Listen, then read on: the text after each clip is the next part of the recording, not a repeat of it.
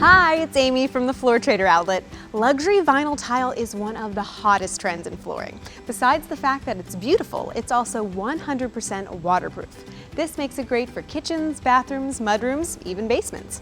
And you can install it yourself. Here to help with some installation tips is Robert Varden, certified master installer.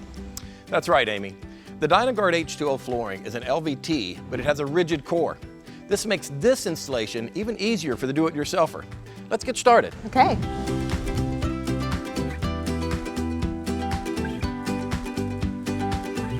The first thing you want to do with this product is give some thought to space planning. For the best appearance, I recommend running the planks parallel with the longest wall in the room. Measure the room to determine where you'll end up on that last row of planks. If the planks in the last row will be any less than 2 to 3 inches wide, you'll want to rip that first plank in that first row.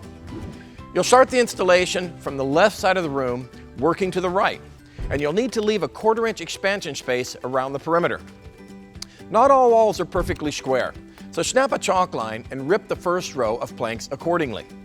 If the first row of planks doesn't need to be trimmed, you'll need to cut off the unsupported tongue so that you have a clean, solid edge showing towards the wall. As you make your way through the room, you'll want to vary the joints, so it's important to stagger the joints as you move along.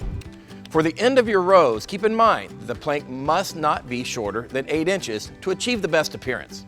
Finally, as you install, pull planks from several different cartons. This will minimize any shading variation. So let's get started with the installation. Lay your first plank down. With the second plank, lock the short end by inserting the tongue into the groove and then drop it into place.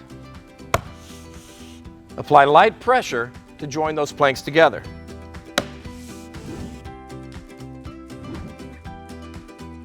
If needed, use a rubber mallet to fully engage the short side of the plank by lightly tapping.